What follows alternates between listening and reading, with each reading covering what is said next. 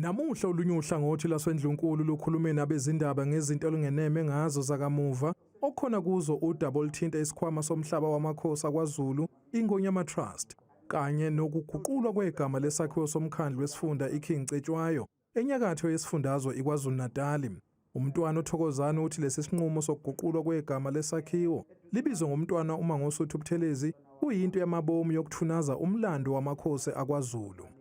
Umlando esiwubonayo noma esiwubonile phambi kwethu nosaqhubeka ukuthi indlunkulu nomdlokombane bebacindezela eqhakambisa igama lakhe nabakaButhelezi.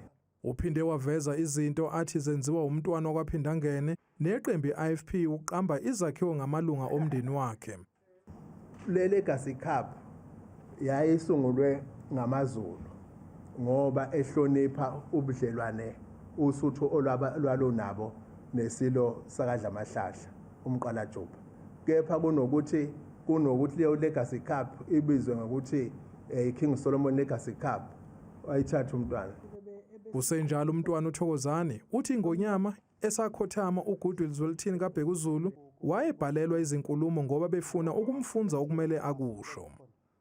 Izinkulumo zayo Ngonyama yayibhalelwa ikhulunyiswe izinto ezothi lapho isizikhulumile ibe nesigcwagcwa kubantu baseNingizimu Afrika.